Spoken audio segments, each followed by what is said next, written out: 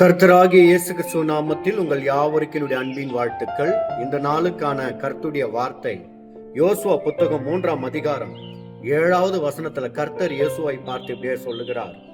கர்த்தர் யோசுவாவை நோக்கி, நான் மோசேயோடு இருந்தது போல உன்னோடும் இருக்கிறேன் என்பதை இஸ்ரவேல் எல்லாரும் அறியும்படிக்கு இன்று அவர்கள் கண்களுக்கு முன்பாக உன்னை மேன்மைப்படுத்துவேன். ஆமேன். எனக்கு அருமையான தேவ ஜனமே, இந்த உலகத்துல இருக்கிறவங்க அவங்க போயிட்டாங்க இவங்க போயிட்டாங்கன்னால நம்ம கவலைப்பட வேண்டாம். வானத்தையும் பூமியை உண்டாக்கின கர்த்தர், ஸ்திரியானவள் தன் கர்ப்பத்தையே மறந்தாலும் நம்மளை மறவாது இருக்கிற தேவன் நம்மளோடு கூட இருக்கிறது தான் நமக்கு ஆசீர்வாதம். அதை உறுதிப்படுத்திக் கொள்ளுங்கள். கர்த்தர் உன்னோடு கூட இருந்தால் உன் சத்துருக்களுக்கு முன்பாக உன் தேசத்துல உன்னை மேன்மையாக வைப்பார். அவர் உன்னோடு கூட இருக்கிறதே உன்னை மேன்மைப்படுத்துவதற்காக தான். மோசையோடு இருந்தவர், யோசுவாவோடு இருந்தவர், இந்த சத்தியத்தை கேட்கிற உங்களோடு கூட இருந்து உங்களை மேன்மைப்படுத்துவார். ஆமென்.